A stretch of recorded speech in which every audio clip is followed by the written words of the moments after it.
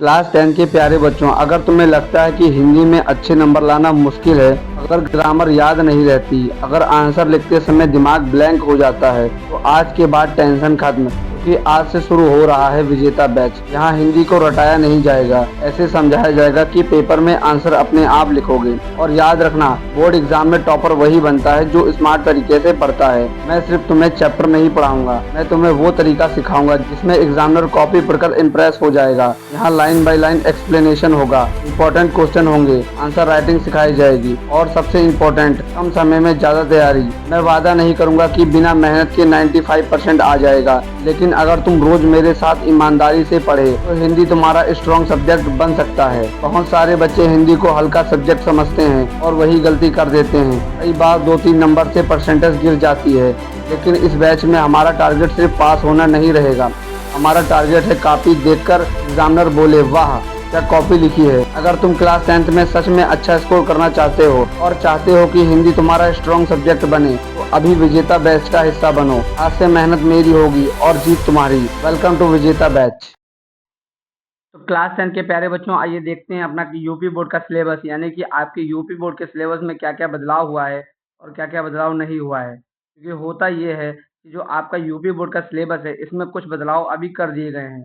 ठीक है, यानी कि हुआ ये है कि आपको कुछ चीज़ें हैं जो आपको नहीं पढ़नी होंगी। ठीक है, तो मैं ये चाहता हूँ कि आपको कोई ऐसी वीडियो दे, यानी कि जैसे कि आपका संस्कृत है। ठीक है, अब आपको संस्कृत में क्या पढ़ना है, या फिर अगर आपको मालूम चल जाए कि हमें संस्कृत में पढ़ना है, ठीक है, तो आप क्या करेंगे कि सभी चीज़ें पढ़ डालेंगे या सभी टॉपिक पढ़ डालेंगे। या फिर आपको कोई बता दे कि आपको हिंदी व्याकरण में क्या करना है, ठीक है, तो आप क्या करेंगे, वो सभी चीज़ें पढ़ेंगे, जैसे कि समास, अलंकार। ठीक है, लेकिन इस वीडियो में मैं आपको वो बताने वाला हूँ, जैसे कि अगर आपका समास आएगा तो समास में क्या क्या आने वाला है। ठीक है, अगर आपका अलंकार आएगा तो आपके अलंकार में क्या क्या आने वाला है, मैं आपको ये सब चीज़ें बताने वाला हूँ। ठीक है, तो यूपी बोर्ड ने क्या क्या सिलेबस में एक्सचेंज किए हैं और क्या क्या परीक्षा में आएगा।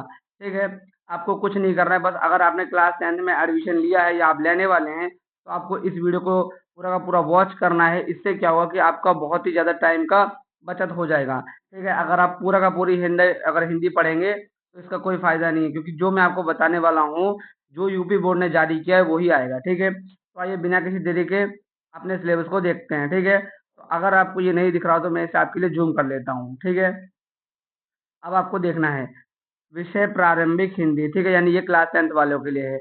अनिवार्य हिंदी छूट पाने वाले बच्चों के लिए, यानी कि ये हिंदी उन बच्चों के लिए है जिन बच्चों को 10 में से 30 नंबर, सॉरी 100 में से 30 नंबर प्रैक्टिकल के मिलते हैं। ठीक है, यानी कि लगभग लगभग वो सभी बच्चे होंगे जिन्होंने ली होगी हिंदी। ठीक है, तो ये है क्लास 10th का, किसका है, क्लास 10th का। तो मैं आपको फिर से एक बार बता देता हूँ, इस प्रश्न पत्र में 70 अंक लिखित परीक्षा होगी। ठीक है, अगर आपका पेपर 70 नंबर का आएगा और आपको 30 नंबर विद्यालय के द्वारा दिए जाएँगे, तो ये जो सिलेबस है ये आपके लिए है। ठीक है, तो आइए देखते हैं कि कितने-कितने नंबर का क्या-क्या आएगा।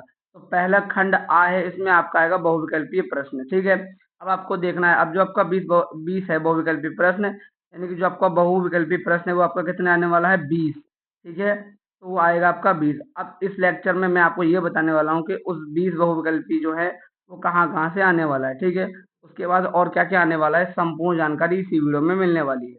तो देखिए, आराम से एक-एक चीज़ को देखते हैं। ठीक है, तो पहला दिया हुआ है हिंदी गद्य के विकास का संक्षिप्त परिचय, यानी कि आपको हिंदी गद्य के विकास का संक्षिप्त परिचय पढ़ना है। अब पूरा नहीं पढ़ना है, सिर्फ़ उसमें क्या पढ़ना है, सिर्फ़ शुक्ल युग और शुक्लोत्तर युग। इसके में आपको करीबन आपका बस 20 क्वेश्चन आएगा। ठीक है, यानी कि 20 एमसीक्यू आएगा।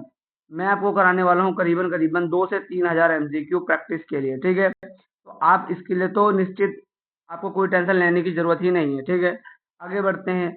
ये आपका कितने नंबर का आएगा, तो ये आपका आएगा 1 नंबर का। ठीक है, मतलब एक-एक नंबर के 5 प्रश्न आएँगे, तो ये आपका आएगा टोटल 5 नंबर का। कितने नंबर का आ जाएगा, आपका आएगा 5 नंबर का। किसमें से, सिर्फ़ शुक्ल युग में से और शुक्लोत्तर युग में। आगे बढ़ते हैं, अगला क्या दिया हुआ है, आगे दिया हुआ है आपका हिंदी पद्य के विकास का संक्षिप्त परिचय। वहाँ पर आपका गद्य पूछा गया था, यहाँ पर आपका पद्य पूछा गया है। रीतिकाल एवं आधुनिक काल, आपको ज़्यादा पद्य में कुछ नहीं पढ़ना है, सिर्फ रीतिकाल पढ़ना है और आधुनिक काल पढ़ना है। इसमें भी आपका 5 नंबर के आएगा एमसीक्यू। ठीक है, आगे बढ़ते हैं। फिर आपका स्टार्ट हो जाएगा हिंदी व्याकरण। अब देखिए आपको हिंदी व्याकरण में क्या क्या पढ़ना है। ठीक है, यही बात मैं आपको बता रहा था। तो देखिए, इसमें दिया है समास।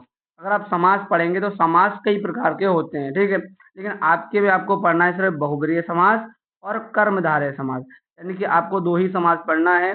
आप चाहें तो पढ़ सकते हैं, लेकिन आपके जो लेवल का है आपको अभी बस अपना लेवल ही देखना है, ज़्यादा एडवांस नहीं चलना है। तो आपको सिर्फ पढ़ना है बहुब्रीहि समास और कर्मधारय समास, ठीक है। उसके बाद आपको पढ़ना है पर्यायवाची शब्द, ठीक है, यानी कि जैसे कि आपने पढ़ा होगा क्लास 9th में या क्लास 8th में, जैसे कि राजा का रंक, ठीक है, लड़का का लड़की, ऐसे इसमें थोड़ा सा अच्छे लेवल का आता है। उसके बाद आपका आएगा विपरीतार्थी शब्द, जिसे आप विलोम शब्द भी बोलते हैं, ठीक है, जैसे आग का पानी, ऐसे वाला। उसके बाद आपका आएगा तद्भव एवं तत्सम, ठीक है। और ये जितने भी आपके कठिन कठिन होंगे, इसमें जो आपको कठिन लगते होंगे, उनकी मैं आपको शानदार शानदार ट्रिक बता दूंगा कि आप प्रश्न देखते ही उत्तर को पहचान लोगे। आगे बढ़ते हैं, फिर आपका आएगा वाक्यांश, मतलब सॉरी, वाक्यांश के लिए एक शब्द, यानी कि आपको एक वाक्य दे देगा, जैसे कि दे दिया कि मान लीजिए जो कभी ना मरे, उसके लिए क्या होगा, अमर, ऐसे प्रश्न आएंगे। फिर आपका आएगा संस्कृत व्याकरण। अब आपको संस्कृत व्याकरण में क्या करना है, सिर्फ तद और युग्म, ठीक है, युग्मत, यानी कि आपको तद पढ़ना है और युग्मत पढ़ना है। उसके बाद क्या है, फिर है वाक्य का रूप, ठीक है, वाक्य का स्वरूप। उसके बाद फिर आगे बढ़ते हैं, फिर है वाच्य। वाच्य में आपको क्या पढ़ना है, प्रयोग और वाच्यवर्तन, यानी कि वाच्य का कहाँ का प्रयोग होता है और उसका परिवर्तन, ठीक है, आप उसको कहाँ कहाँ परिवर्तित कर सकते हैं। आगे बढ़ते हैं, अगला है फिर आपका पद, क्या है, पद परिचय। आपका आएगा विकारी और अविकारी, ठीक है, ये आपका आएगा। अब आपको मैं बताता हूँ कितने कितने नंबर का, ठीक है। तो ये सब आपके आएंगे, जैसे पर्यायवाची हो गया, ठीक है, और आपका विपरीतार्थी शब्द हो गया, तत्सम तद्भव हो गया, ठीक है, अनेकार्थी शब्द हो गया, ये सब आपके एक एक दो दो नंबर के आएंगे, ठीक है। आगे बढ़ते हैं, और ये जो नीचे वाले हैं ये सब आपके एक एक नंबर के आएंगे।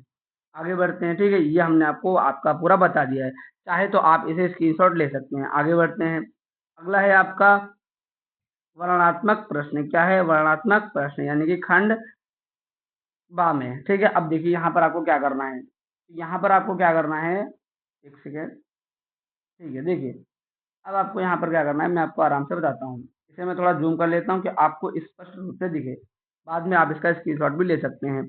गद्य खंड के लिए निर्धारित पाठ्य वस्तु से पद्यांश पर आधारित प्रश्न, यानी कि 3 प्रश्न। आपने देखा होगा आपको एक पद्यांश दे दिया जाता था, उसमें से 3 आंसर छांट के लिखने थे कि इसका कवि कौन है, ठीक है, इसमें कवि क्या कहना चाहता है, ये वही है। तो ये आपका कितने नंबर का आएगा, आपके आएंगे 3 प्रश्न और एक प्रश्न होगा आपका 2 नंबर का, ठीक है। तो टोटल आपका कितने नंबर का आ जाएगा, 6 नंबर का। आगे बढ़ते हैं, अगला फिर है आपका उसी में कि जैसे गद्य खंड में आया था ऐसे ही पद्य खंड में भी आएगा कि आपके लिए कितना है, 3 प्रश्न दे देगा और आपको छांट कर बताना है। आगे बढ़ते हैं, आगे निर्धारित खंड काव्य के लिए पाठ्य वस्तु से संबंधित लेखकों का जीवन परिचय, ये बहुत महत्वपूर्ण और उनकी रचनाएं, यानी कि आपको क्या करना है कि आप जो आपका आने वाला है या जो भी आपका आएगा वो मैं आपको बता दूंगा कि क्या आएगा, ठीक है। तो जो आपका जीवन परिचय आएगा, मतलब जौन सा आएगा वो मैं आपको बता दूंगा। तो आपके 3 आएंगे, ठीक है, और मैं आपको 3 के 3 बता दूंगा और वही आपको 3 के 3 देखने को मिल जाएंगे। तो आपको 3 नंबर का उसको लिखने को मिलेगा और 2 नंबर की इसकी रचनाएं होंगी, ठीक है। आपको 2 रचनाएं लिखनी है जो उस प्रश्न पत्र में ना आई हो। टोटल आपका हो जाएगा 6 नंबर का, ठीक है। कितने नंबर का हो जाएगा, 6 नंबर का, ठीक है। नहीं सॉरी, 6 नंबर, ये 5 नंबर का हो जाएगा क्योंकि 3 नंबर का ये होगा और 2 नंबर का आपकी रचनाएं होंगी, ठीक है। तो ये दोनों प्लस हो गए, तो टोटल आपका हो जाएगा 5 नंबर का। ये नहीं होगा कि आप खाली इतना ही लिख के आ गए बस और आपने रचनाएं नहीं की। आगे बढ़ते हैं, आगे क्या दे रखा है, फिर आगे इन्होंने दे रखा है, इसको मैं थोड़ा और जूम कर देता हूँ। तो जैसे लेखक का जीवन परिचय आया था ऐसे ही कवियों का भी जीवन परिचय आएगा, वो भी आपका 3 नंबर का रहेगा और 2 नंबर की उसकी रचनाएं होंगी। उसके बाद आपका है संस्कृत पद्यांश का संदर्भ सहित हिंदी में अनुवाद, यानी कि आपको एक संस्कृत का पद्यांश दे दिया जाएगा और आपको उसका हिंदी में अनुवाद करना है, ठीक है। आपको बताना है कि उसका क्या क्या मतलब होगा, जैसे कि आपका पहला ये वाराणसी, ठीक है, वो मैं आपको पढ़ाऊंगा। आगे बढ़ते हैं, अगला क्या है, अगला आपका देखते हैं, तो अगला है आपका संस्कृत पद्यांश पर संदर्भ सहित हिंदी प्रश्न, हिंदी में अनुवाद, ठीक है। तो यहाँ पर आपका क्या है, एक गद्यांश से आएगा और एक पद्यांश से आएगा, ठीक है। तो ये आपको 2 आएंगे और ये कितने कितने नंबर के आएंगे तो देख लेते हैं, ठीक है। तो ये भी 2 2, ये जो हैं आपके ये दोनों 5 नंबर के आएंगे, ठीक है।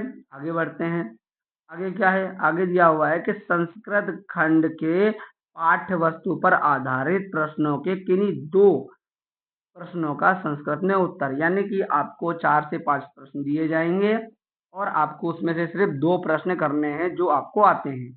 आगे बढ़ते हैं, वो बहुत ही सरल होते हैं, आपको कोई टेंशन नहीं लेना है कि इतना बड़ा चैप्टर है या इतने बड़े सब्जेक्ट है और हमको उसमें से पता नहीं कौन से प्रश्न दे दें। तो उनके पास लिमिटेड क्वेश्चन है और वही आते हैं, वो मैं आपको बता दूँगा। आगे बढ़ते हैं, आगे आपका आएगा काव्य सौंदर्य के तत्व। ठीक है, ये क्या होता है, जैसे कि अगर मान लीजिए कोई महिला है, तो उसमें सबसे बड़ी ख़ासियत क्या है कि उनका सबसे बड़ा तत्व क्या है कि सोना। अगर मान लीजिए कोई महिला है और वो सोना पहन ले, तो एक मतलब एक अलग ही चमक हो जाती है उस महिला की, ठीक है?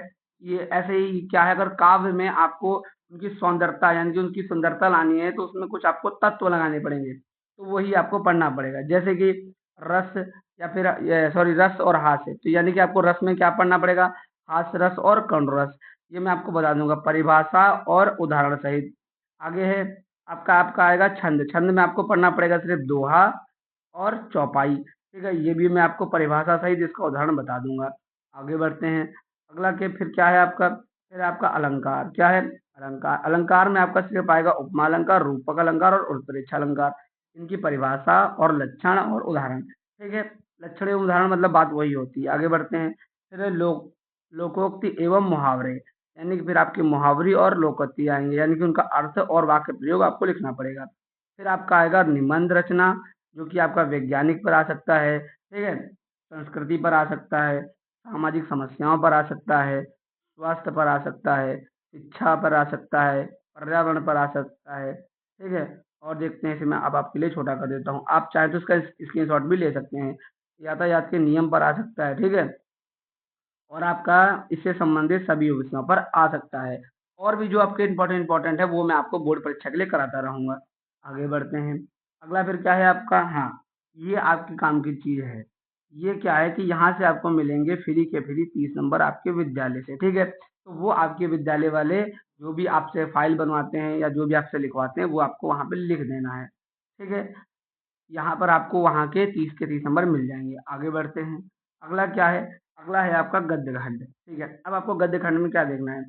जो मैंने आपको बताया कि जो आपके मेन वो हैं, लेखक और कवि, वो आपको देखना है। जैसे कि मित्रता पाठ है, ठीक है? ममता पाठ है, भारतीय संस्कृति है और अजंता है। तो इन चारों के आपको जीवन परिचय याद कर लेने हैं। ऐसे ही आपको काव्य में क्या करना है, जो सूर्यदास जी हैं, तुलसीदास जी हैं, ठीक है? सुमित्रा नंदन पंत हैं और राम नरेश त्रिपाठी हैं और एक और है सुभद्रा कुमारी चौहान। तो यहाँ के आपको 4 से 5 इन्हें भी याद कर लेने हैं। बस आपको अगर अभी से आप बहुत अच्छे से मेहनत करते हैं, तो आप यहाँ से 5 नंबर बिटोर लेंगे और यहाँ से आप 5 नंबर बिटोर लेंगे, तो 10 नंबर तो आपके हो गए यहीं के यहीं। नीचे आपका क्या दिया हुआ है, संस्कृत में आपका है वाराणसी पाठ आपको करना है, ठीक है? भारतीय संस्कृति आपको करना है, जीवन सूत्राणी आपको करना है और फिर है प्रबुद्धो ग्रामीणा आपको करना है, फिर अन्यो विलासिता करना है, ठीक है? इनमें जो सबसे मोस्ट इम्पोर्टेंट है वो है वाराणसी आपका, ठीक है? और जीवन सूत्राणी ये भी आपका मोस्ट इम्पोर्टेंट है। बस आपको 2 से 3 बहुत अच्छे से कर लेने हैं, उसी में से आपको पूरा पेपर देखने को मिल जाएगा। ठीक है? अगर मैं आशा करता हूँ कि आपको पूरा का पूरा सिलेबस समझ में आ गया होगा। अगर आपको नहीं आया है तो आप इसका स्क्रीनशॉट ले सकते हैं पीडीएफ का, आप अपने से भी इसको देख सकते हैं। अगर आपको ये पीडीएफ बिल्कुल फ्री में चाहिए, तो इस वीडियो के डिस्क्रिप्शन में मेरे टेलीग्राम का चैनल का लिंक है, आप वहाँ पर जाकर ज्वाइन कर सकते हैं। वहाँ पर मैं सभी पीडीएफ, मोस्ट इम्पोर्टेंट क्वेश्चन और जो भी चीज़ आपके लिए इम्पोर्टेंट होती है, वो मैं सब आपके लिए डालता रहता हूँ, ठीक है? बाकी कंटेंट पूरा ओवर हो चुका है, थैंक यू। अगर आपको ये वीडियो अच्छी लगी हो, तो आप इस वीडियो को कुछ ना करें, अपने दोस्तों के साथ बस शेयर कर दीजिए और इस वीडियो को एक सुंदर सा लाइक कर दीजिए और जाते-जाते अपना एक सुंदर सा कमेंट भी कर दीजिए। मिलते हैं एक बहुत ही बेहतरीन वीडियो में, तब तक के लिए टाटा बाय-बाय।